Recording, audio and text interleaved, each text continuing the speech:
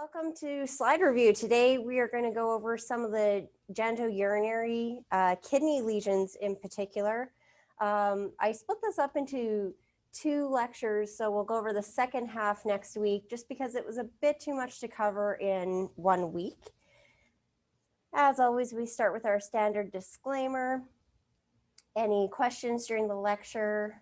If you guys have anything to say, I believe you can unmute your mic or you can type into the chat screen, and we figured out last week that it'll pop down with a chat box so that we can see that. All right, so this is going to be a bit of a whirlwind tour through some of the more common things that you'll see, some things that just look very much like each other. And let's get started with some inflammatory lesions. So this is case 1. And right now I'm in here by myself, so if somebody wants to chime in online, they're welcome to. Otherwise, I'll just get going. But pretty much the first thing I see is that, to me, this looks like ureter. We can see here we have epithelium, and this looks like muscle. And here is our lesion, right? All this blue stuff in here, and it looks like it's hemorrhagic on the sides, but depending on how they took this out, that could be artifactual. So if we go in, what we notice is that pretty much everything are these very large, somewhat polygonal cells. Some of them maybe look a little epithelioid. And they have nice round central nuclei. Some of them have nucleoli like we can see here, but we're zoomed in pretty much as high as we can go, so I wouldn't say they're overly prominent, but they're there. Because of all the blood, we do see some hemosiderin pigments. And these look relatively fluffy. So we have maybe some foamy macrophages. Believe there are some giant cells maybe in here. Yeah. You know, like these guys. I managed to skirt right around them. And there's also just this relatively nondescript chronic inflammation in the background. But it's really hard to tell if there's any normal structures left in here. It just kind of looks like all these macrophages have eaten everything up. And there's not really much else in here. I did spend some time today trying to see if there were any least gang rings. And if anyone knows what those are, then you know exactly what this is. But I did not find any. So if anyone finds them, that would be great to know. But they're not necessary for this. So what is this in a nutshell? Well, we're in the kidney. We have all these foamy, frothy macrophages. So this is a xanthomatous lesion. And in the kidney, when we have xanthoma plus infection, this is a xanthogranulomatous pyelonephritis, which is a bit of a mouthful. So usually they'll just abbreviate by saying XP. And usually these are unilateral. Most of them are in women and middle-aged women. And usually they're associated with obstructive symptoms or ulcerative lesions. As you can imagine, anything that would be involving typically like Proteus, Proteus being like our staghorn calculi, that could very easily cause obstruction of the renal calyces and the distal collecting system, and cause like a hydronephrosis or obstructive symptoms there, and that can be extremely painful, as well as it will also irritate the epithelium and cause ulcerations. Okay, and if it's really extreme, it can mimic renal cell carcinoma, and to the point where on imaging it can look like mass lesions. They may not even see calculi, because remember, not all calculi are present like on x-ray, and they might have to go in and do a partial or complete nephrectomy for an infectious case. And grossly, it looks exactly like this. So it looks all these really yellow nodules. They're somewhat well described, and they're usually in the calyces. This one you can see they're kind of just sprinkled all over the kidney. You may see an actual mass formation because, again, this is where it's mimicking carcinoma. And if you're really lucky, you might even see like a staghorn calculi or different calculi. Microscopically, it's just filled with all these very foamy histiocytes, and they actually replace the renal parenchyma. So they're pushing everything aside. They're not literally chewing away at everything, but there's just so many of them that all that normal architecture is lost. You may or may not see multinucleated giant cells. There's actually quite a few in the case that they had on Path Presenter. So it's really nice for you guys to be able to see that. And there's quite a bit of chronic inflammation. The least gang rings I was talking about, so this is a PAS stain down here, and they kind of look like Samoma bodies, but you can see like these little spiky type projections in between.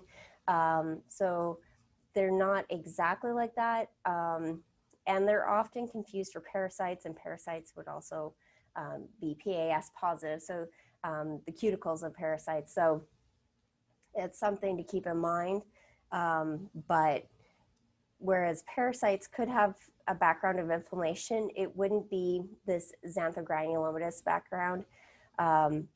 And with Samoma bodies, well, they're very nonspecific, and we see them with a lot of things, but you can see that morphologically, they don't quite look like Samoma bodies if you stop and take a good look at them. For IHC, well, these are histiocytes, so they're going to be CD68 positive. And as we mentioned before, your least gang rings are going to be PAS positive. So again, this is just the same image blown up, so it's maybe a little easier to see. It's an infectious disease, so there's no molecular to know. Your differential includes other infectious disease like malakoplakia, which, although we often think of it involving the bladder, it can involve the kidney as well. I told you it can mimic renal cell carcinoma, and the most common being clear cell, which you can appreciate with these very fluffy macrophages that it could look very similar to that. And then also renal replacement lipomatosis, which is just when the renal parenchyma is replaced by fat. As I mentioned, they're often treated by nephrectomy. Sometimes they'll do a partial nephrectomy, but typically you're going to get the entire thing. And they'll also be very aggressive with antibiotics. Overall, though, the prognosis is excellent with this. And what you might notice in your handout is that I put a whole bunch of different pictures of the rings and everything else in there, so you can just kind of see a few more examples of that. This is case 2. So at low power, it kind of looks similar to our previous case, right? These areas look very similar, so that's probably lesional. Not sure about this, but you know, it could be normal renal parenchyma, maybe not. And this just looks like benign fat. So we're just going to go in here. And what we see right away is that over here, these are all glomeruli. These are your gloms, and they are in a background of, looks predominantly chronic inflammation. We have some tubules, sorry. But this looks really unhappy, and it's unhappy because of this. So again, we're seeing a lot of foamy macrophages, right? This looks maybe very similar to what we saw in the previous case. However, you have all these basophilic pearl-like inclusions. Some of them almost look like a button. I don't want to say owl's eye, but that's kind of the look that it gives you. But we have all these cytoplasmic inclusions that are relatively amorphous. Like some of them do look like maybe they have like a nucleoli, but those are not our nuclei because our nuclei are smaller and darker, like these guys. Try not to land on them because these are also inclusions. And they're just everywhere. And we see that the stroma is a little fibrotic, right? There's a little bit more of that fibrillary type deposition in between everything. But it's just a lot of these histiocytes, a lot of inclusions. And does anyone know what these inclusions are? Michaelis-Guttman bodies. Yeah, these are Michaelis-Guttman bodies. Okay, yeah, never learned how to. Sorry for my accent. Well, I've been told I don't have much of an accent, and I still struggle with pretty much everything. So that's okay, as long as we know what we're talking about. Usually, like if you can spell it, I say that works. Okay, but yeah, these are Michaelis-Guttman bodies. So if these are Michaelis-Guttman bodies, then what does this make this? Malakoplakia. Yes, exactly, perfect. All right, so I can move on. You guys don't need me, you know everything. So in the kidney, we often see this associated with transplant kidneys. So you want to think about those immunocompromised patients. And there's this possible mechanism. So when they're saying things like a possible mechanism involves this, that usually is clue for this won't be a test question. It's more recognizing it and understanding the population that it occurs in than anything else. Grossly, it's pretty much going to look exactly like our xanthogranulomatous pyelonephritis with those soft yellow plaques. And again, those really foamy macrophages, but this time we can see where they have more of this granular eosinophilic cytoplasm. And when they have this, these granules will be intensely PAS positive. And that makes these von Hausmann histiocytes because everything has to have a special name. And sometimes you'll see them full of bacterial debris. So they might take on more of an amphiphilic type look. Or they can have the Michaelis-Guttman bodies. So we have a few more examples here. Because, you know, like every week I try to give you guys a lot of pictures of things because a lot of times things can look different depending on staining and all that. Sometimes these look more eosinophilic. And typically they're described as more eosinophilic. So I thought it was nice seeing them in their more basophilic form because I think every time I've seen them, they're more basophilic, but that could be our staining here as well. So what are Michaelis-Guttman bodies? Well, as I mentioned before, they're this amorphous salt deposition, and it's cytoplasmic, not nuclear. So that's something you want to think about. And because it's a deposition, this is something that takes time. So these are a late finding.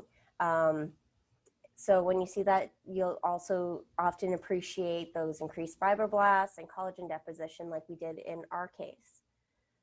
There will be mixed inflammation. I thought ours looked a little more chronic, but you know, maybe if we hunt around enough, we'll find some neutrophils and maybe some eosinophils.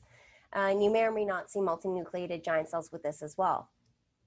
Your IHC again, because they're macrophages, they'll also be CD68 positive. And if they have this really granular eosinophilic cytoplasm, that will be PAS positive. The Michaelis-Guttman bodies, because they're these calcium salts, they'll actually stain with the von Casa stain, which is a calcium stain. But you can also try the Prussian blue, which is an iron stain. Again, no molecular to know for this, and your differential is xanthogranulomatous pyelonephritis, right? So that's why I like having things like this side by side with lots of pictures, as you guys will find in your handouts, so that you can really go over that and compare side by side. So whereas our XP, they went in and did surgery and antibiotics, this they can typically treat with just antibiotics alone. But because these patients are often immunocompromised and they already have a transplant, there's a variable course, and sometimes they'll have resistance to the antibiotics. Sometimes they'll have periods of relapsing, and then they'll be okay, and it just goes back and forth. And you can imagine that having all this inflammation over time would cause more and more damage to the kidney. So this would be really concerning in patients that have a transplant. And because of the association with destruction with the kidney, as well as like the whole inflammatory process and everything that your kidneys do, this is rarely fatal. Okay, so it's something that we want to pay attention to. And that's kind of what I have. So, the other thing I forgot to mention is your von Hausmann histiocytes. Those tend to be an earlier finding. So early on, when you don't have the Michaelis-Gutmann bodies, you should have the von Hausmann histiocytes. That's why it's important to recognize those. Okay, so that's what we have for inflammatory lesions. So we're going to move on to the big guns, right? The renal cell carcinoma. So just a little bit about renal cell carcinoma in general. So this is the vast majority of your adult renal malignancies. Your risk factors, unless they're related to hereditary factors or very specific mutations, these are the common risk factors. Hopefully arsenic is not on your list of possible exposure items with many of your patients, but smoking, obesity, hypertension, and you can imagine if patients have a lot of these things, it's possible that they have end-stage kidney disease and they've been on dialysis for a long time. Some of the inherited disease that we can think about would be like von Hippel-Lindau, Birt-Hogg-Dubé, which would have an exon aigu right there. Your hereditary leiomyomatosis, RCC-associated RCC, your MIT family translocations, as well as tuberous sclerosis. And of course, there's a lot more than this, but these are very strong familial associations.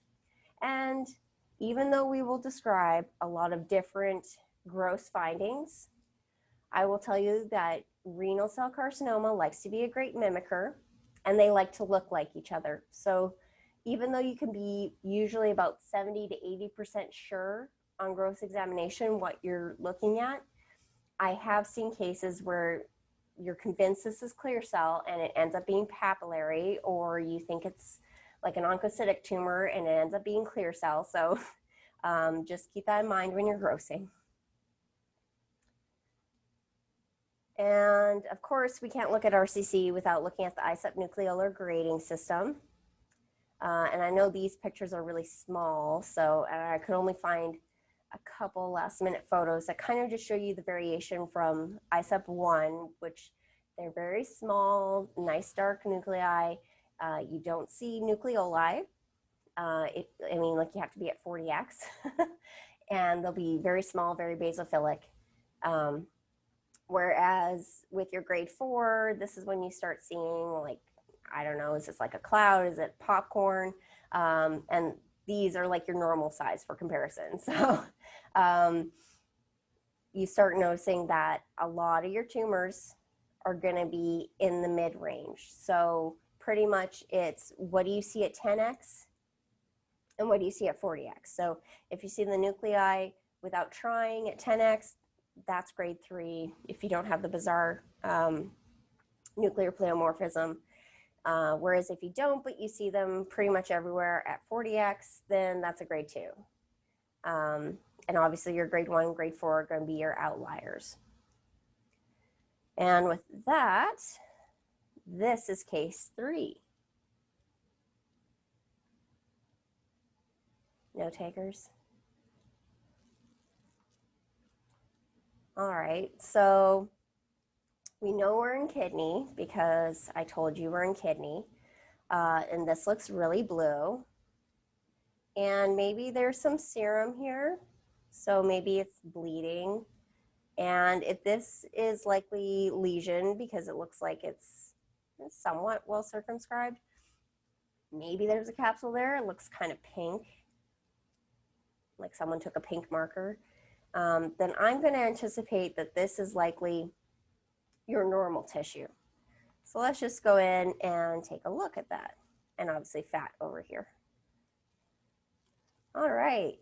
So this is much better kidney architecture than what we saw in the previous case. You see all these nice little tubules. Yeah, there's blood in between, but again, this could be artifact from how they took the kidney out. But this looks much happier than some of the other cases we've seen. Not seeing any. Oh, there's a glom. I was thinking we weren't seeing any. Oh, there's another one. Okay. So whether you think they look like broccoli or trees, I always think they kind of look like, you know, a white tomato slice. These are your glomeruli, which means that this is definitely our lesion. Look at all that blue. And it has this very finger-like or maze-like sort of configuration. You know, somebody's itching to use the trigger word. But let's see if we can find a good area to show you the trigger word rather than just saying it.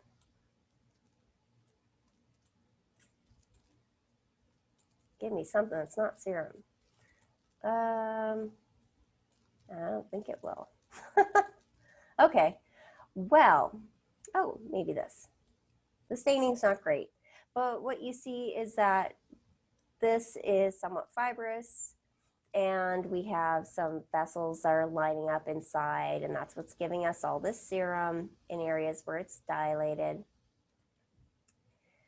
And we have relatively low cuboidal, very bland looking cells lining up on all these little tufts, which are finger-like or filiform or papillary, right? That's the word we're looking for. So this is papillary architecture. Like here, this is classic, where you have this very, very thin capillary going up and this fibrous tissue going down. So this is just beautiful papillary architecture. And you can pretty much go anywhere in this tumor and you're going to see the same thing. It just looks like a giant labyrinth.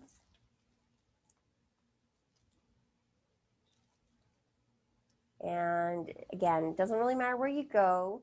The cells all look very monotonous. They have somewhat moderate to abundant cytoplasm. It's kind of hard to tell where the cells end and the fibrovascular core begins, but they aren't super plump, and they definitely aren't scary looking cells. Someone could argue with me if they wanted, but pretty much all I wanted you guys to see with this is that this is papillary renal cell carcinoma. To me, this looks more like type 1. If someone really wanted to argue for type 2, I would probably fight them for it, but I can see the argument both ways. But it's just, everything's so bland. Like we've gone to like, what, 3-4 different areas, and it's just looks the same as the last. So, oh, the other thing to show you with papillary, let's see if we can really see it.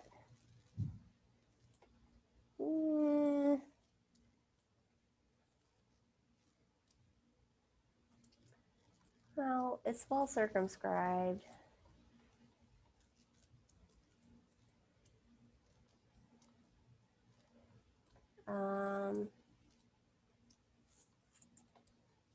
Maybe this is a good area. So remember, if we go to low power, how this looks really intensely pink, and it catches your eye and it makes you think of a capsule.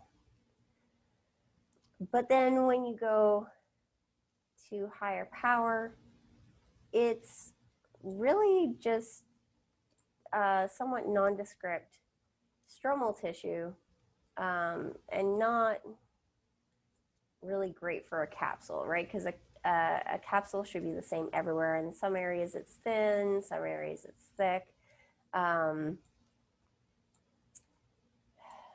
This isn't really the best to show you because this looks more like a capsule than not like a capsule.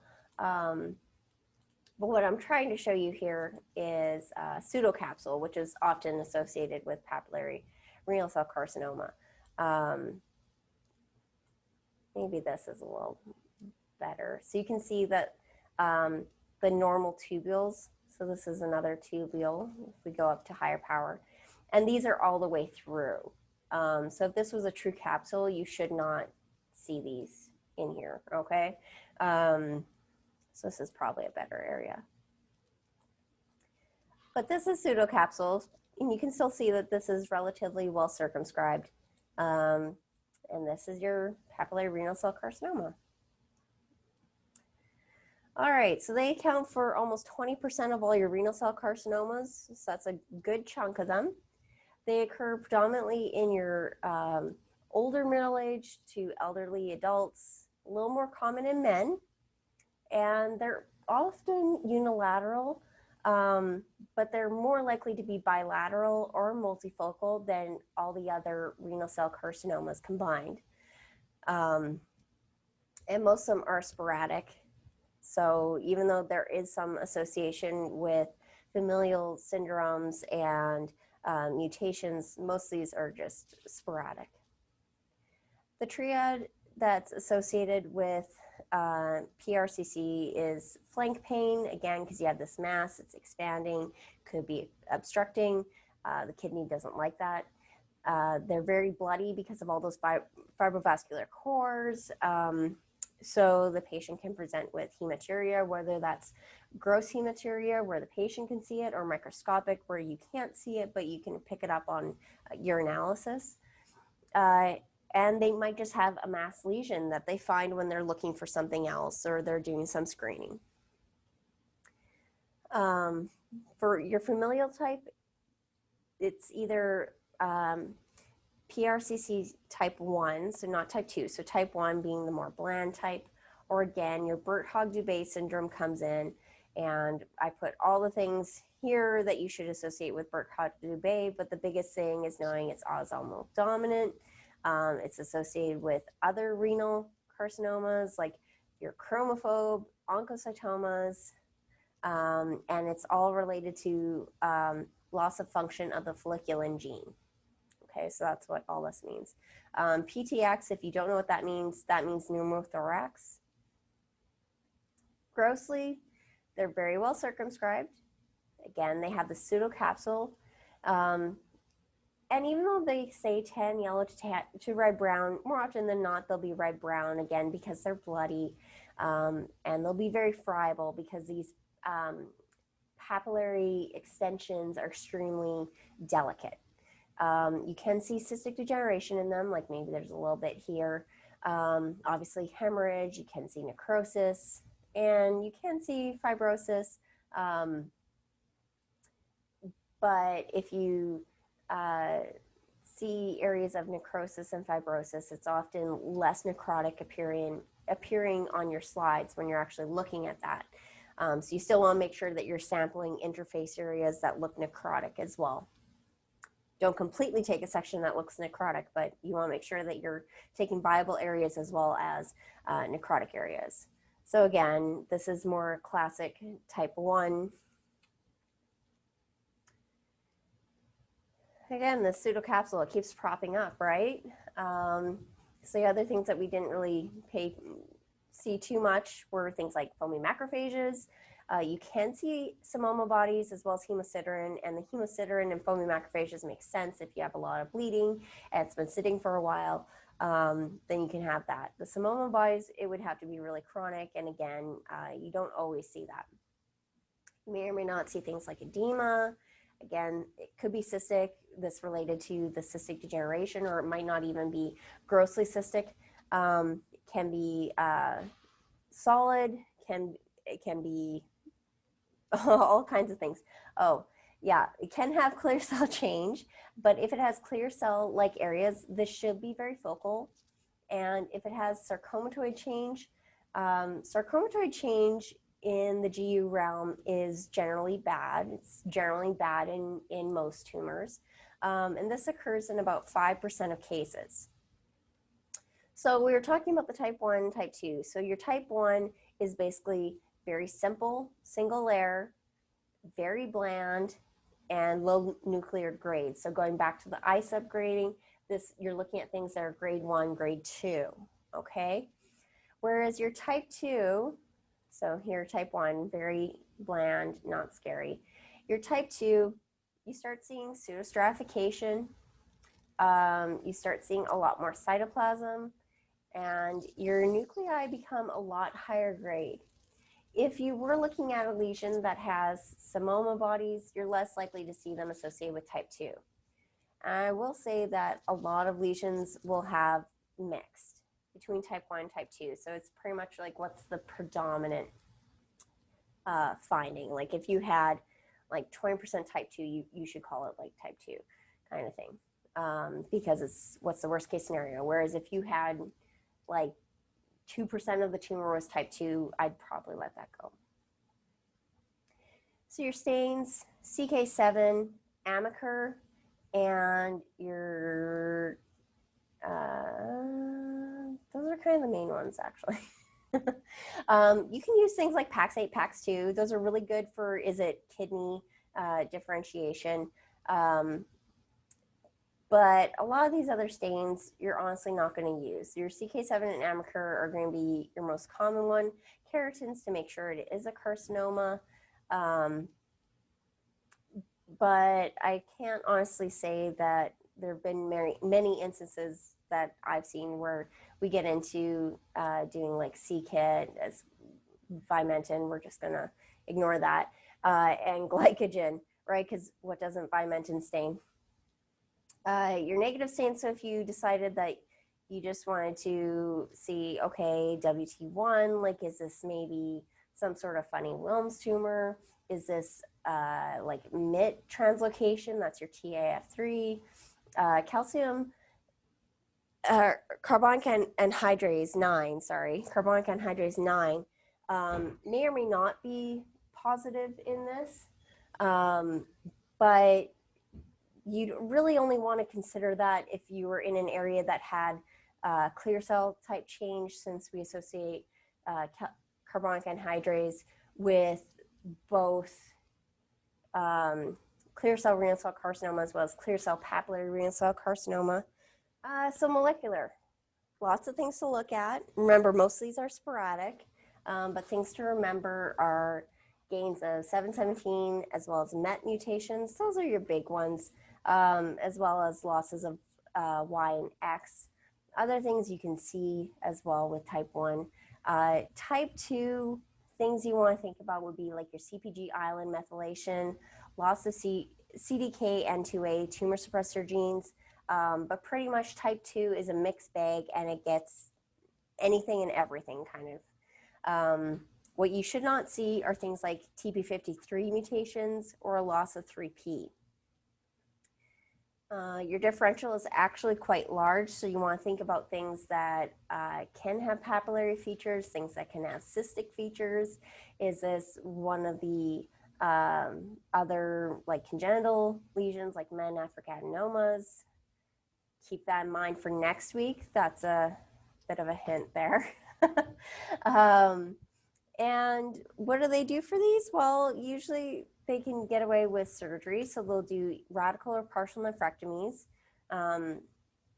Often, if it's not encompassing the mid portion of the kidney, and it's in an area that they can get to easily, they'll try to do a partial with these. And other things that they can look at are TKIs. So sunitinib is one thing if you're really good at pharmacology. And your 5-year prognosis is excellent with these, 82 to 90%. And really the difference between type 1 and type 2, remember type 2 has higher grade nuclei. So it's better than your clear cell, but it's worse than type 1. And again, when you're looking at over 80% 5-year survival, that's not too bad. What I really wanted to point out on your pictures is the AMACR for type 2. So again, AMACR is often positive with these. It's kind of a difficult stain to read. It's not a nice nuclear stain, and it's red, so I think that also complicates things a little bit with it. But I know at least for our juniors, so I'm trying to keep that in mind with anyone who's maybe a PG or 1 who might not have seen these stains in person. I'm trying to incorporate some of those more often. Okay, so this is case 4. All right, we have parts of the kidney with fat. Yep. And then, yeah, let's go on higher power. Doesn't really see much at low power. But you do notice this part's darker than this part. Yes. So, yeah. So I'm feeling that there's something here. Ooh, what do we have? Ooh, these do not look like kidney cells. Let's go to normal and see if to contrast. Let's Okay. see. Yeah, a little easier if you zoom out. Okay. So I think this is more normal. Yes, this looks more normal. You have the glomeruli, the nice tubules, looking nice. The cells are nice and red, nice and round, and like not too big. Doesn't look too complicated. And then we're going to shift slowly back towards the, ooh, okay. Yeah. These kind of look like fat cells, right? Like they're super clear. Yeah, except their nuclei are like sitting, you know, in the center, whereas rather than squished to the side. So they're not fat cells, but they're kind of forming like tubules. They're kind of trying to, but they try to, yeah. Yeah, and the nuclei are, if we go on, this is as high as we can go. Okay. Yeah. So the nuclei are like, they're not too bad. They're not too big. They're relatively small compared to the cell cytoplasm, but it could be just because the cells are blown up, kind of. But the nuclei, you don't see too much like mitotic figures, at least maybe that's one, maybe always that a group. But you know, they don't look too crazy. I've seen uglier nuclei, that's the bottom line. Yeah. These are a little bigger, but yeah, definitely something, oh wait, these are a little more uglier. Yeah. Definitely something wrong with it. But yeah, the name of this condition, it's in the description, which I really like. You know, I always like the ones that are descriptive. It is. Outside of derm. It's so clear cell renal cell carcinoma, or CCRCC. Yes. C squared RC squared. Yeah. Okay, so yeah. Anything else you want to go over? So the decently well circumscribed, I think, right? Yeah. At least in this area.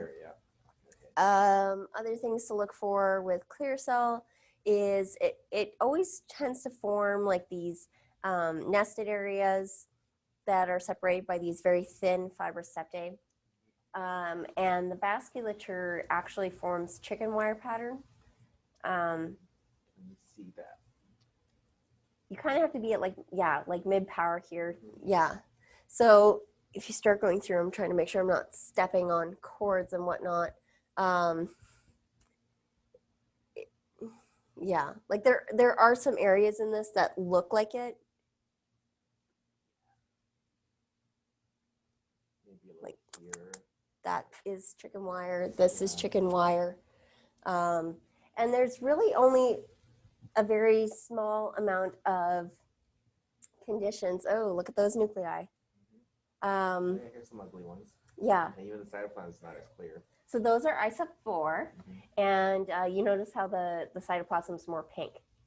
So that it's kind of counterintuitive, but that's what happens with clear cell renal cell carcinoma as it gets higher grade. But yes, very small list of conditions that have chicken wire vasculature, so always make sure you know those. All right, and this is the vast majority of our adult renal neoplasms. So if 90% are renal cell carcinoma, 70% of those are going to be clear cell. So you can, better than flipping a coin, you can call it clear cell when you see a lesion, regardless of what it looks like. Most of these are incidental, and bilateral association is found in 1% of cases, so 1% of the 70, and those are usually associated with von Hippel-Lindau or tuberous sclerosis. And von Hippel-Lindau specifically, which I do have that below, I wasn't sure if I had that in there or not, but they will have bilateral or multiple lesions in half the cases of von Hippel-Lindau associated clear cell renal cell carcinoma. So that's what that's saying. Grossly, they're relatively pretty. They have this, when they follow the books, they have this very distinctive orange-yellow look. They're very well circumscribed. They often have areas of hemorrhage. They can be soft and necrotic, or they can have cystic degeneration. If you have areas that are very soft and fleshy in appearance, those might actually be related to sarcomatoid change, okay? And remember, sarcomatoid change is bad. Again, they can be unilateral or not, unifocal or multifocal. And knowing where your margins are is really important because your renal vein and renal sinus are often involved. So a couple different pictures of the classic appearance of clear cell renal cell carcinoma. And again, they tend to have these compact nests or alveolar type appearance. Even when they look like they're forming tubules or acini, they don't form true lumens. It's kind of like everything's falling out rather than actual luminal formation.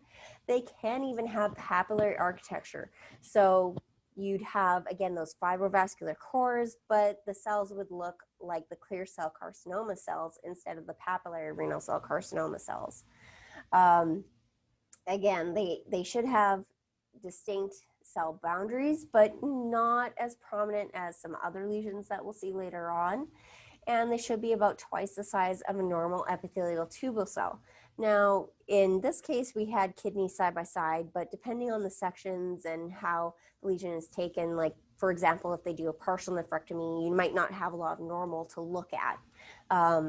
But they're relatively large cells that form these nests with these thin fibrous septae around them.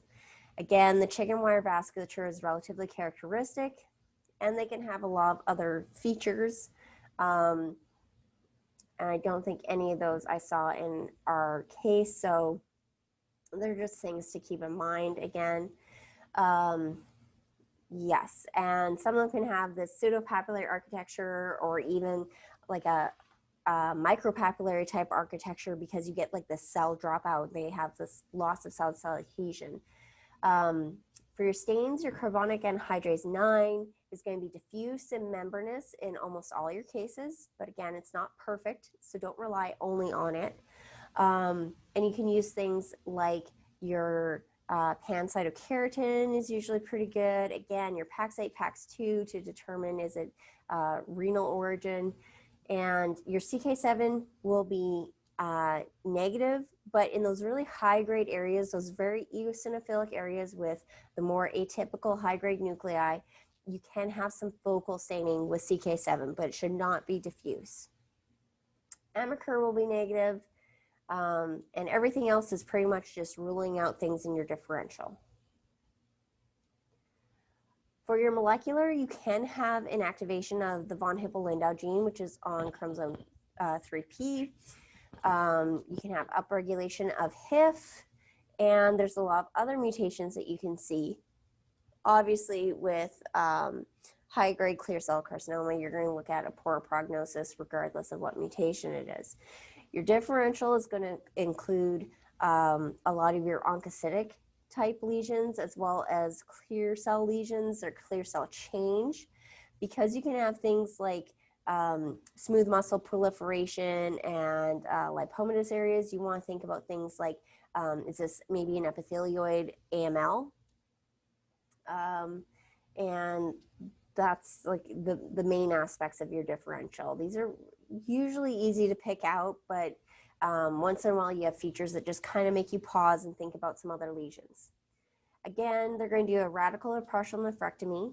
They can use interleukin-2 therapy as well as targeted therapy in these cases. And these have poorer prognosis than papillary renal cell carcinoma or chromophobe renal cell carcinoma. And they tend to spread via the blood. Again, we have lots of vessels, right? So it makes sense that that's how they'd want to spread. So you'd expect to see metastasis in areas like the lung, the liver, bone soft tissue, adrenal gland. But really, this can go anywhere. This is case 5. All right. Looks like another kidney, partial nephrectomy, judging by the blue ink and the black ink. So Most likely. parenchymal margin, blue, Yes. and surface, whatever, black. So it looks like this is our tumor. Mm-hmm. This is normal parenchyma, sort of. I think this tumor too. Oh, look. Is it papillary? It looks papillary. It looks papillary. Ooh, Okay. We're not going to stop there, are we? Because we already have papillary. Clear. So clear. Oh, how does the order go again? It's clear cell papillary renal cell carcinoma. Right. And Because what's the very distinct feature that tells you that? Well, it's papillary. Okay, but clear cell can have papillary architecture, right? Well, you mean like the cores, or whatever. So, like, clear cell renal cell carcinoma can have papillary architecture. Papillary renal cell can have clear cell change. So what makes this a clear cell renal cell carcinoma? And we have something up top. Can you just go up? You have to go on the green. I need like an extra mouse and I don't know how to hook one up. In the chat. Linear arrangement of nuclei, okay. Yep. Close this. Yeah, you can close that. All good. But the really distinct thing with this lesion, what makes this clear cell papillary renal cell carcinoma is the liftoff. The nuclei are not at the base. They are towards the apical surface. Okay? So you get this kind of, I think they call it like the piano key sign. But this is very unique to clear cell papillary renal cell carcinoma. So if you go all around, like you'll just see that the nuclei are not at the base anywhere you go. Whereas when we saw our papillary renal cell carcinoma, all the nuclei were at the base. And when we saw our clear cell carcinoma, like this is better, where they're at the apical surface. So it's like a reverse polarity. Yeah. And I'm just now realizing that, you know, if I record everything on Zoom, then every time I go in front of the screen, nobody's going to see what I'm doing. So I might just have to get you guys to use the mouse and describe, and, you know, it'll be a joint effort. But yes, this is clear cell papillary renal cell carcinoma, or CCP-RCC. Say that 5 times fast, right? Okay, so luckily, relatively uncommon, right? 1 to 3% of renal cells, and huge range of ages, no sex predilection. Almost all of them are sporadic, but some are associated, again, with like our end-stage renal patients, so likely on dialysis. These are very low stage indolent masses, so that's good. We have something that's uncommon that doesn't look very scary, and there's no reported metastases in the literature, or at least the last time I looked. And these are very well circumscribed, encapsulated lesions. So whereas our papillary renal cell carcinoma had that pseudocapsule, these are encapsulated, okay? And they can either be multilocular and cystic, or they can be solid, and pretty much any color in the rainbow. And they're usually unilateral. They're usually very small. And in kidney, when we say small, we mean less than 5 centimeters. The largest reported one ever was 7.5, so that's relatively small for kidney if we can keep it all under that. And they're confined to the renal parenchyma, so we don't see like these super infiltrative, horrific lesions that we associate with other areas. On microscopy, you're going to have some solid looking areas, some cystic looking areas, and some very papillary type areas as well. Again, like we can see on the top inset, I think is like the perfect picture of like what you're looking for with this, is you have this extremely clear cytoplasm, you have these bland nuclei that are lifted away from the basement membrane. So remember that reverse polarity with this lesion. Again, they have a true fibrous capsule, so they are truly encapsulated. And you shouldn't see things like the foamy macrophages or vascular invasion, crystals, necrosis. So all these things that we associate with other renal cell carcinomas, you shouldn't really be seeing with these. And the staining is what's so unique with this lesion as well. Sure, it's going to be CK7 positive. Well, that doesn't help you differentiate from papillary renal cell. It helps you differentiate from clear cell, right? Since only the super high grade areas should have focal staining. But it's the carbonic anhydrase 9 that has this cup-like pattern. And that is a favorite question of attending. So if it's a favorite question of attendings, I'm assuming it's a favorite question of like boards and RISE and whatever, because it's so unique. So that's something that you really want to pay attention to. And your amaker, again, will be negative. So what do I mean by all this? Oh, wait, we have a little more to go over. So all the molecular findings that we associated with papillary renal cell carcinoma, the ones that we associated with von Hippel-Lindau and our clear cell renal cell carcinoma, those really aren't present in this. And any mutations that they do have, there's nothing really that's characteristic to them. They're kind of like, well, they could have this nondescript mutation here or this loss of function here, but there's nothing really unique to this that you can send for NGS and say, oh, hey, I know it's clear cell papillary renal cell carcinoma because of blank. Sorry, that was very wordy. Your differential, so you want to think again, your clear cell lesions, your papillary lesions, and cystic lesions, okay? Treatment, again, nephrectomy, radical, or partial, and because these aren't known to be metastatic, they are infiltrative surgery, and they're done. Excellent prognosis for these patients. And because I told you that the IHC is so unique for this case, we have the comparison slide.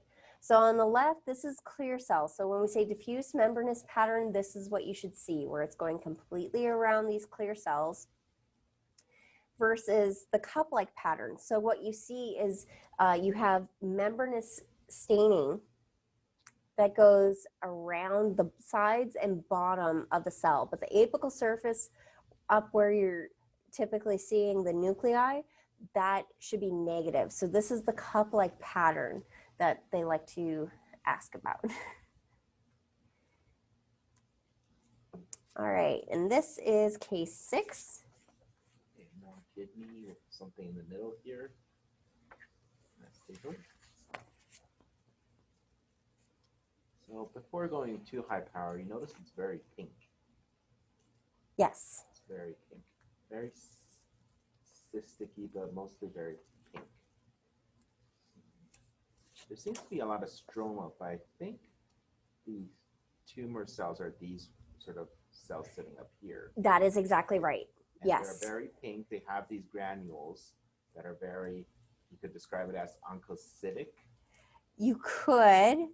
Yeah.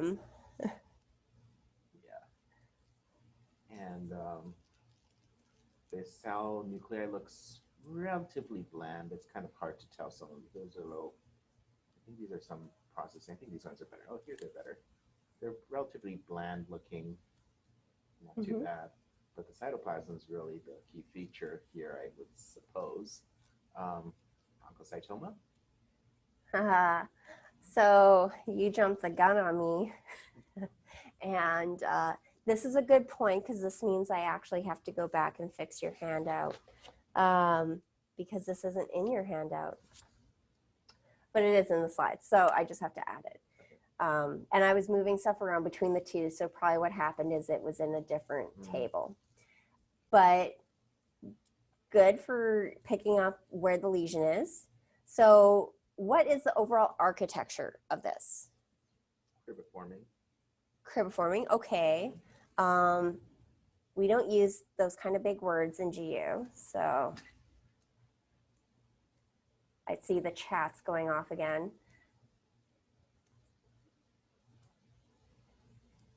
Tubulocystic, all right, so Sarah has it. Yes, this is tubulocystic carcinoma. She got an extremely rare lesion. Yes, this is tubulocystic, so I was trying to push you towards it's forming cysts. And yeah, trying less to do, guess what I'm thinking. But so you described this actually pretty perfectly. So we're just going to go straight into the slides because this is an extremely rare lesion, extremely rare, less than 100 reported cases. You know, maybe they're at 100 now. Again, almost all of them have been reported in males, and most of them are male-aged, and almost all of them are low-stage incidental findings. And again, most of the patients are asymptomatic. So this sounds like not a bad lesion to get if you're going to get one in your kidney, right? They're well circumscribed but non-capsulated, so it sounds a little like a papillary renal cell carcinoma that way. Usually they're about 4 centimeters in size. And instead of having like all this red, brown, tan, yellow, golden yellow, blah, blah, they actually tend to be gray, white. And you see that cystic appearance. So it has a Swiss cheese or bubble wrap type appearance to it. And you shouldn't see areas of hemorrhage or necrosis because really it's just the cystic areas that form this lesion. So extremely low grade appearance. We have fibrosepta in between our cysts, and you should not see desmoplasia. There should be, you should have a very bland stroma, so it shouldn't be cellular. That's what I'm trying to say there. Sorry, I feel like that's confusing reading it now. And you shouldn't really see necrosis either. You should just see these relatively bland single layers of relatively flattened cuboidal cells that have somewhat controversial, no, not controversial, counterintuitive high-grade nucleoli. And it's because, again, the ISEP grading looks at the nucleoli. So even though the nuclei themselves aren't that scary, like you shouldn't see like pleomorphism and stuff like that, you will see nucleoli. And one of the distinct features of this lesion that E pointed out is you have this hobnailing. So where we have the cells are plump and they're pushing out into those tubular spaces, those acinar type spaces, and are really projecting so you can see the individual cells. To me, hobnailing sort of goes back to, I know you guys love DermPath, and you know, as much fun as we poke at DermPath, they have a lot of really cool terms. Like when we were looking at our pemphigus vulgaris, and it had the tombstoning. So if you guys remember that, I feel like tombstoning and hobnailing are somewhat similar in appearance. So that's how I keep those kind of together. But hobnailing may be a little more round than spiky. Okay, what else? You shouldn't really see mitotic activity in this, and we didn't. And they can also have a papillary cell neoplasm. So they could have like a papillary renal cell carcinoma that's in the same kidney or in a different location. That's not unusual. And again, most of those are incidental as well. So these are CK7 positive as well as Amaker positive. Your carbonic anhydrase 9 is going to be negative in these. So realistically, when you're looking at the staining, they sound very similar to a papillary renal cell carcinoma. So it's the architecture that's really going to help you figure that one out more. And you could use, okay, you could use CKIT on this. But again, the architecture helps you more, I think, in this. So molecular, again, gains of 7, 17, loss of Y. So again, those papillary renal cell carcinoma type mutations, you're going to see similar things with tubulocystic.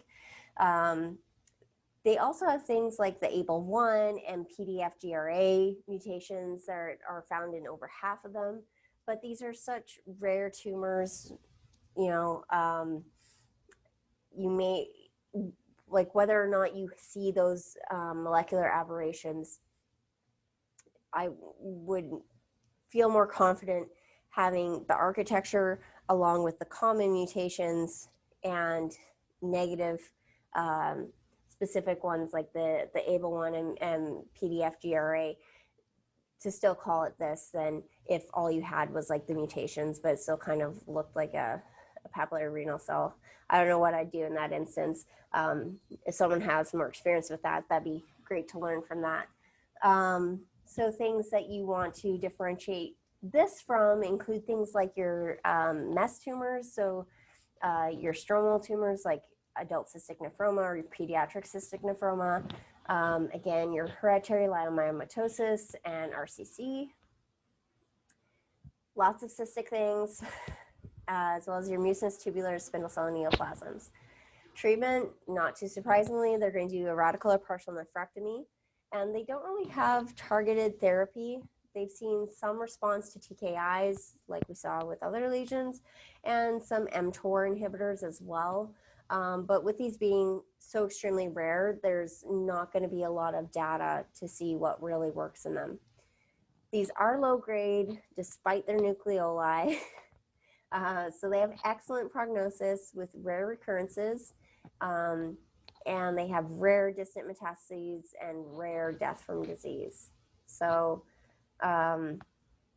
very rare lesion, but very cool one to see. And I will have to see where the heck I stuck this so I can put it in the handout and put it out there. So oncocytic neoplasms, there we go. Yeah, you knew this was coming, right? I can't have all the pink things and then not talk about more pink things. So this is case 7. Okay. Assuming it's kidney. Kind of hard to tell in this case. It's kidney. Pinkish region here, blood here, something here. I feel like I want to try this region first. Okay. Let's see what we have here. Oh, yeah. Cells kind of look like the ones we saw earlier, although not cystically dilated, but they are there. Contrasting with these cells, which I think are no more normal. Correct me if I'm wrong. This is a glomeruli. Yeah, like these cells, sorry. These yeah. ones here. Yeah, trying to trickle in there. Not the pinkest I've ever seen, though. Could be just the way the slide is stained. Well, maybe try other areas. Yeah. I think we're getting into normal here, and then a bit more pinkish here. It's always nice if you can find an area that looks like this. Looks a little more solid, so maybe.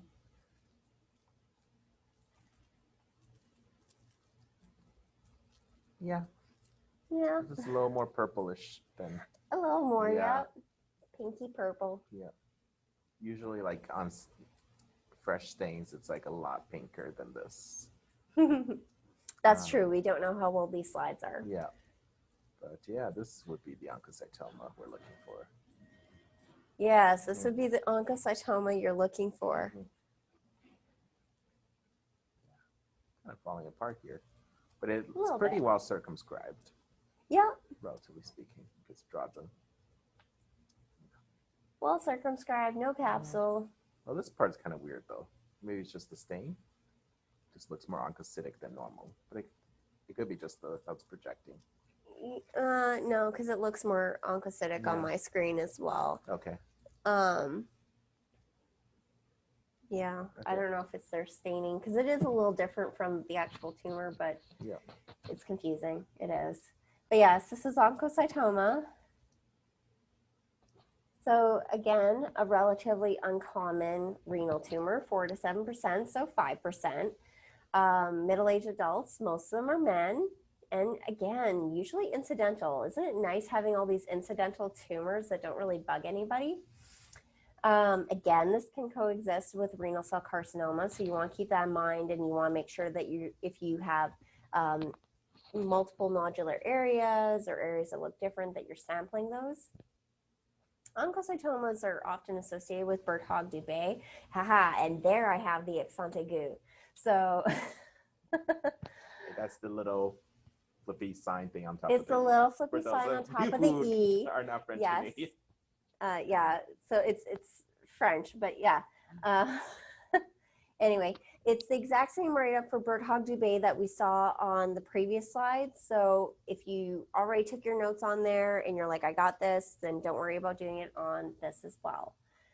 Oncocytomas are also rarely associated with renal failure, and this would be due to multiple tumors or very large bilateral tumors that are causing, again, the compressive symptoms. They're making the kidney really not happy, and over time, it's not going to be able to function.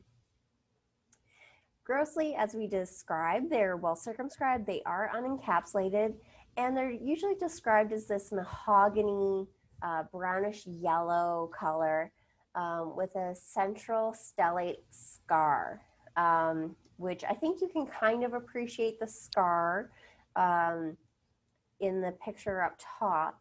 But as I said before, the tumors don't always read the books, so you want to have a high degree of suspicion regardless of what it looks like.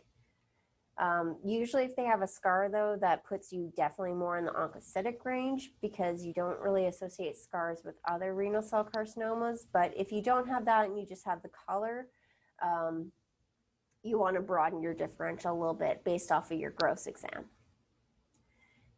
Okay, 5% of oncocytomas will be bilateral or multifocal, and they may or may not involve the renal capsule and vein. So that's what that means.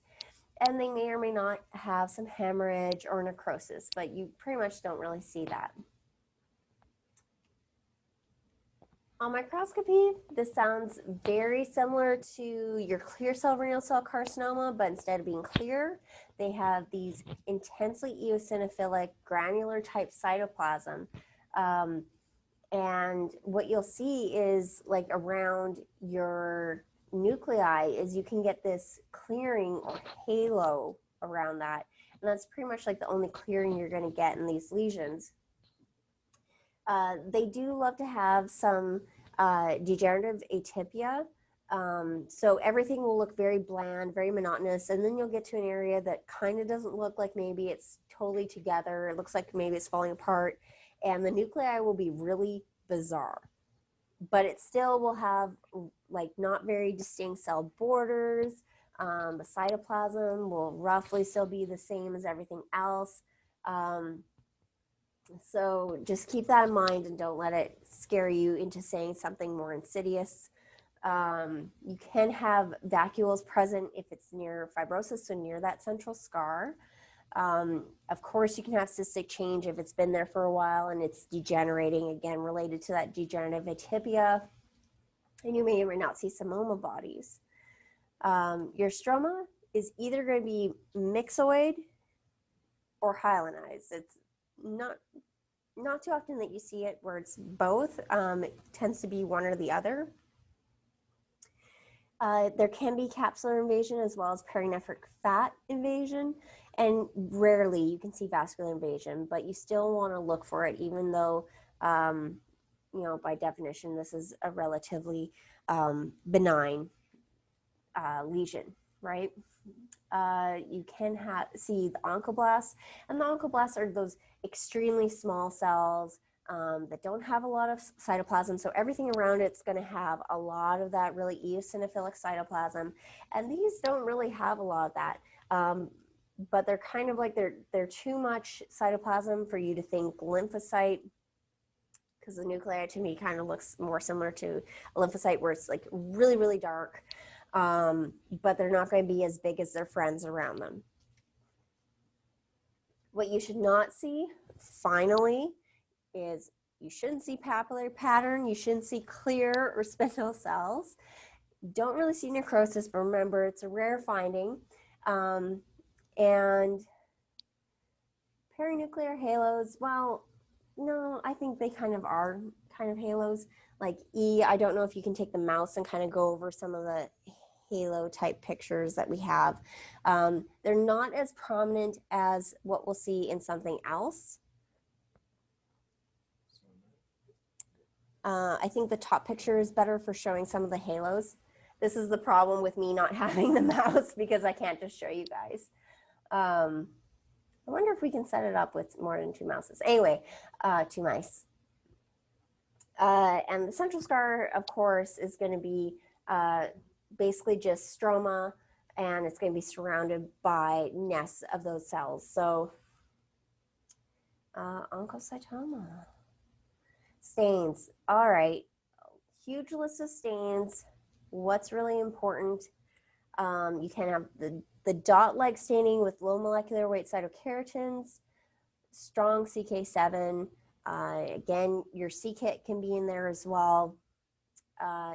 Your negative stains, so CK7 is going to be negative, CK20 is going to be negative. If you're worried that maybe this is lymphocytic, you could do a CD10 and usually that will be negative. And your Ki67 will be extremely low. Your molecular helps you more than the stains because having, while you can have all those rearrangements and losses of like chromosome 1, chromosome 14, chromosome Y, the translocation between 5 and 11, often you're going to have a normal karyotype. So you kind of, hopefully you're seeing where I'm going with how you write this up. Obviously your differential includes things like chromophobe carcinoma, as well as clear cell carcinoma with granular cytoplasm. So what is that saying? That's saying clear cell renal cell carcinoma with higher isopnucleolar grading. So when they get that more eosinophilic cytoplasm. But since you can't rely on molecular, your stains may not necessarily be super helpful. What you might see in reports is being more descriptive, like this is an oncocytic neoplasm, differential includes oncocytoma, chromophobe, renal cell carcinoma, clear cell renal cell carcinoma with eosinophilic granular change, those kind of things, where they'll be a little more descriptive rather than definitive, because you don't want to be on the wrong side of definitive when you don't have like your stains and molecular to back you up. Treatment, again, nephrectomy. Prognosis, 100% curative with excision. That's pretty good, right? I like 100%. And we don't grade these. So that's kind of nice too. Like we get so used to, there's a tumor, I have to grade it. And because we have the isopnucleolar grading, we want to do that on absolutely everything. But you don't have to do that. Like you don't do that with oncocytoma. It's just oncocytoma, the end. Okay. So this is case 8. All right. Assuming this is more kidney. More Looks kidney. paler than before, the other ones we've seen. Take a guess. The tumor is here. Yes. Versus here, which looks more normal. You could kind of see the actual. Yeah, I think that's normal kidney. Yeah. Let's see what we have here. Oh yeah, this is not what normal kidney looks like. Kind of more complicated. Ooh, look at that. Interesting. So you have these cells that are sort of a little reminiscent of clear cells, but not as clear. Mm-hmm. Their nuclei are still relatively not too crazy looking. Small, round, bland. But yeah, these cells are very polygonal shaped, and it's very well outlined from each other. Yep. Yep. And there's like other cells in here, right? Like there's the polygonal cells. There's the. Can I see all the cells? You can if you zoom around enough. Yeah. Because there's the small cells, there's the large cells, Yeah. and then there's the cells that have halos. Yeah.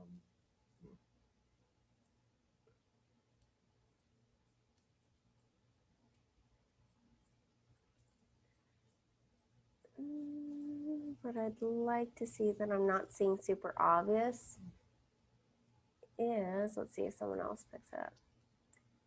Chromophobe RCC, exactly, yes. What I'm not seeing that I'd like to see is, maybe, those are wimpy, I don't, is the coilocytic-like cells. And those are the ones you should see with the halo. Do we have something else in the chat? We do. Larger cells near the blood vessels, yeah. So that's one of the components, good pickup shoe, yeah. Because we should have large cells, we should have really small cells, and then we should have those coilocytic type cells that have halos. And we do have cells that have halos, it's just the nuclei aren't really raisinoid. I'm sure they're here somewhere. So in the interest of time, we're going to move on because that's also why I give you guys the slides that you can peruse at your leisure. Okay, so 5 to 7%. So again, about 5% of adult kidney lesions, kidney tumors. Most of these are sporadic. Again, we have a lot of common themes tonight, huh? No sex predilection, 10% of them will be multifocal. Again, association with Birt-Hogg-Dubé. So again, that's the exact same write-up. That's on every other one about Birt-Hogg-Dubé. Grossly well-circumscribed, non-capsulated, tan to light brown. Do you have something else? Maybe? No? Okay. It just popped up, so I was like, okay. And they're relatively larger, right? Like some of the lesions that we saw, they were like, oh, well, they're going to be small, less than 4 centimeters. These ones average between 5 to 8 centimeters. So yeah, admit. I like their name, iPhone 10. That's great. I think mine just says my name, but for all I know, it just says KL Slide Review, which is okay too. What else you can see with these? Necrosis, hemorrhage, as well as small cysts, so not huge, big cystic degeneration. And sometimes you see a central scar with these. So remember, whereas the characteristic mahogany brown central scar is oncocytoma, you can see that central scar with chromophobe, and tan to light brown, well, it's in the mahogany range, right? So again, you just want to keep your mind open. And the bottom picture, I think, shows you a nice central scar with that big white fibrous band.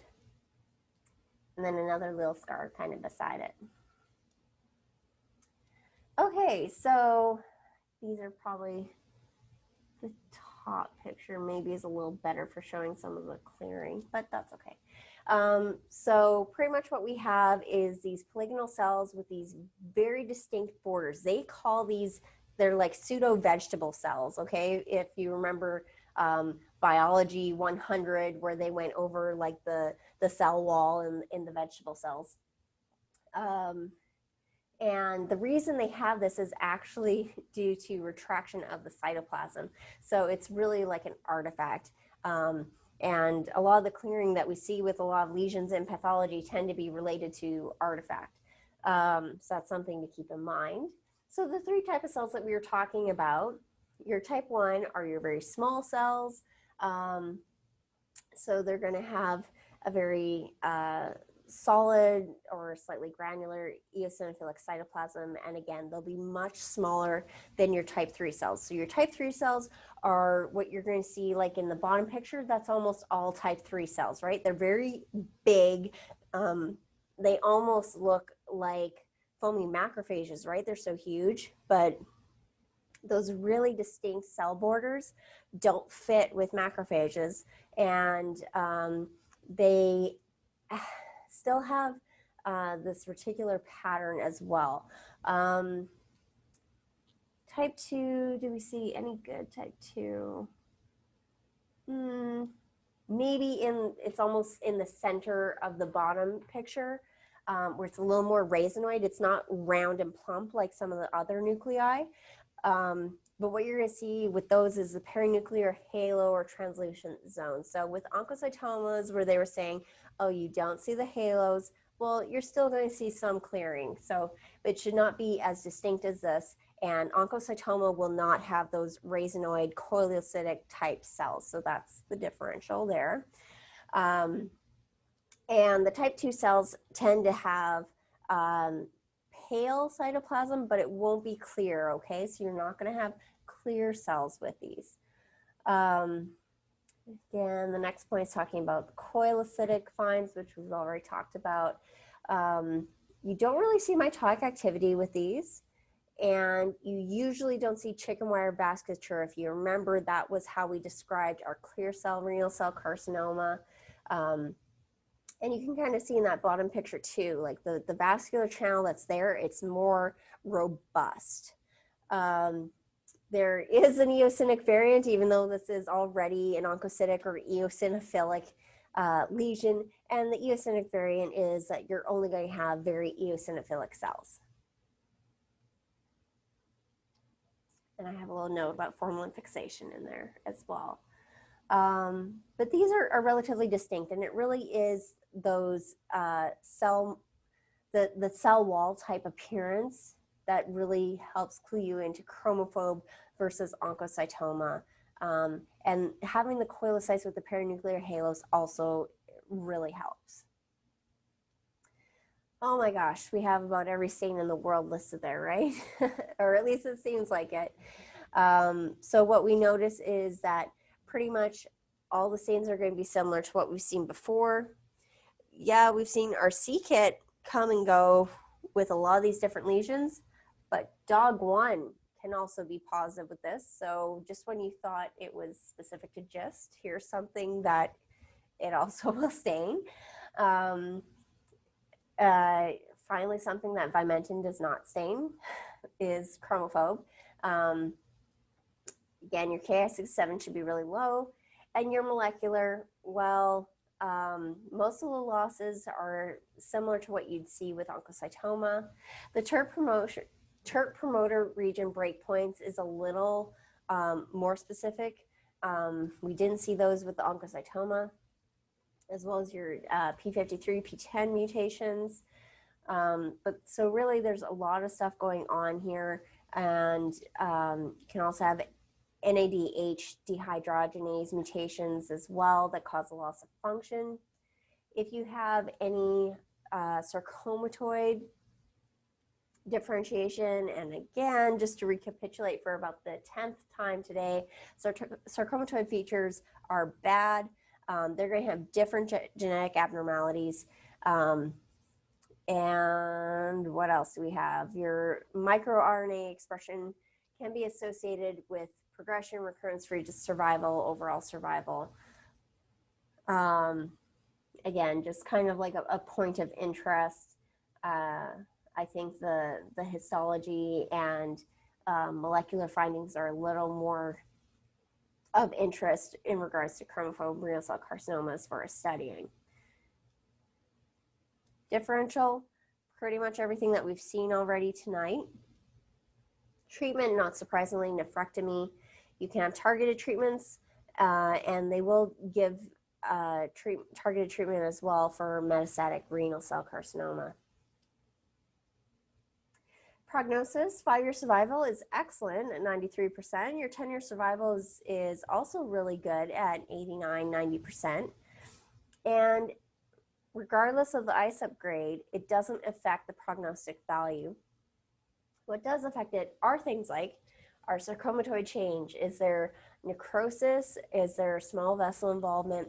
So things that would promote either this is a very rapidly growing lesion, it's going to be more infiltrative, but the ISUP nucleolar grading is not one of those things. So your chromophobe renal cell carcinoma, and again, if you weren't entirely sure whether it's chromophobe versus oncocytoma versus one of the other eosinophilic or oncocytic lesions, you'd go back to what we were saying on the previous case about top line for sign out.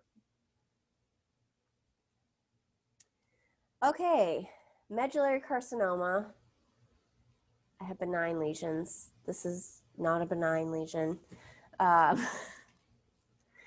Ooh, This is case 9. this looks very different from what we've been seeing. Very blue. Yes.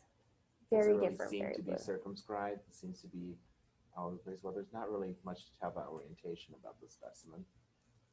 Yeah, that's because it's not really oriented. No. This is pretty much all lesion. Yeah.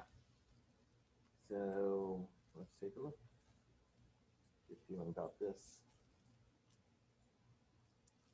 Very ugly looking cells. Doesn't really have too much of a pattern. Like you could see, it's kind of forming tubules, but it's kind of going all over the place. Yeah. The nuclei looks pretty ugly. Very prominent nucleoli. Mm-hmm. But they're kind of like, the sizes vary slightly. A little more here, larger. Not seeing any. This might be a mitotic figure, maybe. It might be, actually. Maybe. Yeah. Hard to tell. But yeah, it's very ugly. It's not circumscribed. And I'm assuming from the title of the section, it's in the medullary region of the kidney.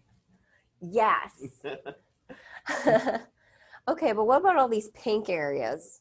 What's going on there? That necrosis. Did you say necrosis or fat necrosis? Sorry. I said necrosis. Necrosis, okay. I don't know. Is there fat here even? Let's see. It's a little cleared here. Ooh, what's that? Poor fixation. Darn, thought it was something.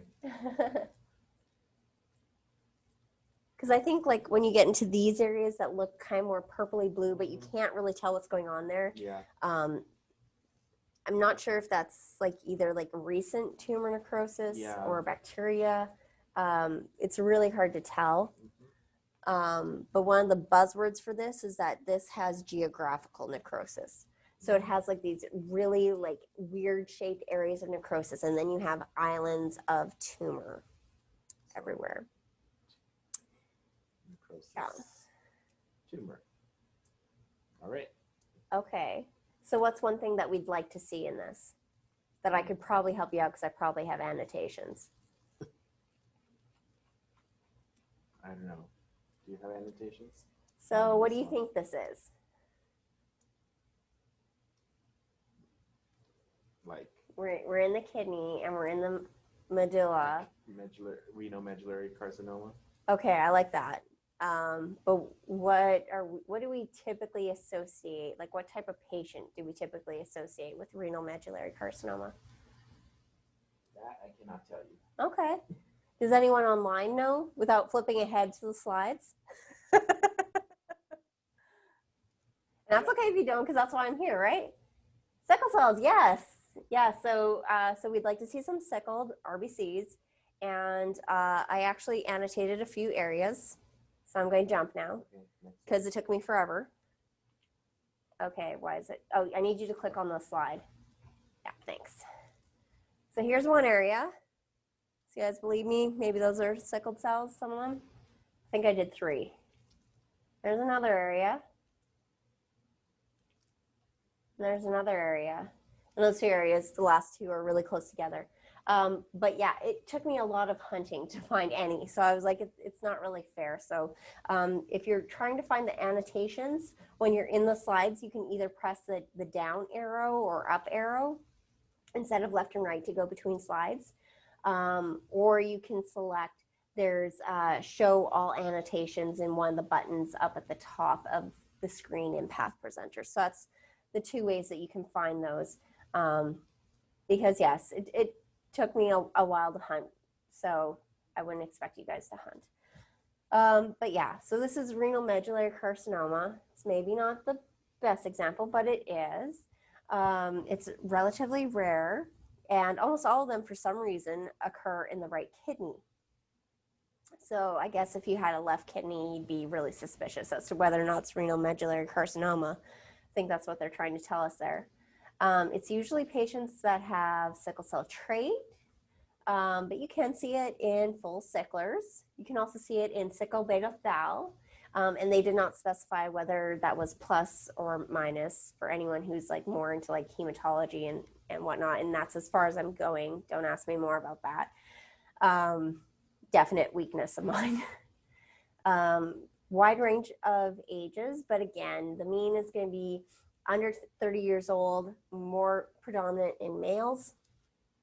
And usually these patients will have gross hematuria, flank pain, as well as weight loss. They can present with some B-type symptoms as well, including an abdominal mass if it gets large enough, okay? These are very poorly circumscribed lobulated lesions that have this rubbery type consistency, and they will they almost look like a gray film sort of that's extending into the calces. Like in the gross pictures, that's pretty much what they look like. So it kind of almost gives this appearance like almost like a biofilm, where you're thinking about like almost like an infectious type appearance to it. They tend to be rather large, okay, about 6 centimeters in size. You do tend to see hemorrhage as well as necrosis within them, and you may see satellite nodules. And if you have satellite nodules with these, they'll be in the cortex, okay? So remember, this is encompassing the medulla, so you'll see it in the cortex. You can also see like perinephric or sinus fat involvement as well, which of course would upstage the patient. There's a whole schwack of patterns involved with this. So the important thing is just really recognizing, this is something that is malignant. So we have these really weird pleomorphic cells. They have prominent nucleoli. The nuclei themselves are somewhat hyperchromatic. And the cytoplasm is somewhat eosinophilic. In our case, to me, it looks more amphiphilic, and it does in the bottom right picture as well. So I'm not sure if that's maybe related to the staining, because the staining seems off a little bit in both cases anyway. They can have rhabdoid features, which I think we do see in our case. Again, like we said, hemorrhage, that geographic necrosis, frequent mitotic activity. So if you go through, you're going to see a lot of weird mitotic activities. Some of them, like the one that E pointed out, look to me like a flux capacitor. Might be showing my age a little bit there with Back to the Future, but you should also see desmoplastic stroma. Now, there's not a lot of desmoplastic stroma in our case because there's so much geographical necrosis, but I want to say it was more towards the bottom right of the slide. There was like a little focal area that looked like some desmoplasia. It's obviously very infiltrative and aggressive, lots of lymphovascular invasion.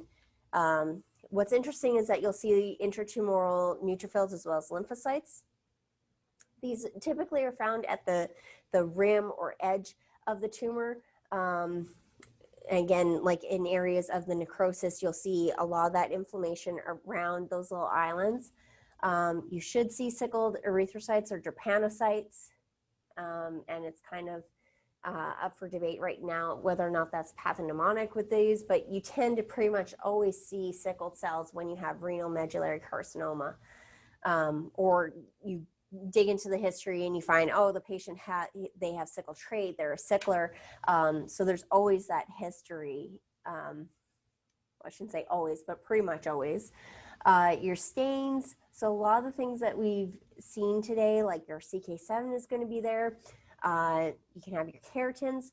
The interesting one to note with this is OCT3/4. And when we say OCT3/4, we tend to think of what kind of tumors? It's also in the GU realm. Seminoma, embryonal carcinoma. Yeah. So OCT3/4, I think about like testicular masses. I don't know if anyone put that in the chat. E, can you open up the chat?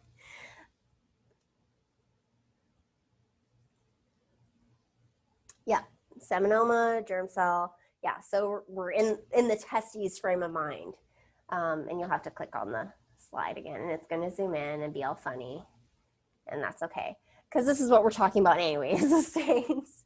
Your negative stains. So INI1 is going to be negative because it's a loss of INI1. So that should clue you into the molecular associated with this. And even though it's eosinophilic and all that, it's going to be PAS negative, PAS negative. So a little different from what we've seen in our other lesions tonight. And here it is. So your molecular, so we're looking at SMARCB1, INI1 loss in most of the cases. HIF, VHL abnormalities or ALK rearrangements have also been seen. And you can also see DNA topoisomerase 2 amplification. If they have a history of like the beta thal, a loss of chromosome 11, since your beta globulin gene is at the end of 11p. And your differential, well, it's medulla, so you want to think about collecting duct carcinoma. Your high-grade urothelial carcinomas is this metastatic germ cell, because again, that OCT3/4, as well as unclassified renal cell carcinomas with medullary phenotype and all your rhabdoid type tumors, right? Since it can have a rhabdoid appearance. So for this, there is no such thing as having renal medullary carcinoma and them doing a partial nephrectomy. It is a radical nephrectomy. The patient will get platinum-based chemo, and they're starting to look into TKI inhibitors, PDL1, because, hey, you know, we like PDL1. It's one of our favorite things right now. So we're seeing if it works with this, as well as VEGF inhibitors, other checkpoint inhibitors. So they're trying to see what works with this and why. These patients have an extremely poor prognosis. I found different literature. So this one cited mean survival at 6 to 13 months, but most of them it's going to be less than 6 months. You're looking at like 14, 15 weeks for most cases. So it's extremely aggressive. It's usually extremely advanced by the time they find it, and it loves to metastasize. So lymph nodes, adrenal gland, peritoneum, retroperitoneum, liver, lungs, it goes everywhere, okay? And so if we can find something that really works with this, that's worth it, even though it's a rare tumor. So, okay, renal medullary carcinoma. I have a few things to fix for you guys this week. And this is the end of our cases. So we have 14 cases from GU Kidney. I did not put my thoughts on grading on any of these cases, but of course you're welcome to try that. If anyone has questions about that or want to double check what they were thinking for grading, of course I'm happy to respond to messages from that or questions regarding that. Does anybody have any questions in the chat?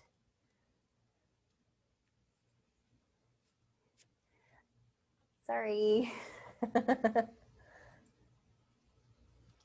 Hey, thank you guys for coming and joining in. And I'm glad we got the sound working and hopefully everything records well. Because if not, we're just back to the drawing board and we'll just figure it out next week, right? Thank you guys so much for joining. For anyone else that's listening to this, whether it's the recording or you're just looking, perusing through our videos, please hit like, please hit share, and if you aren't subscribed to us, please hit subscribe. Next week, we'll be going to the other half of some of these kidney lesions, and hopefully everyone can join me. We'll be doing a little bit of the congenital lesions, so a little bit of PEDS path or PD path thrown in there. And we'll see you next week on slide review.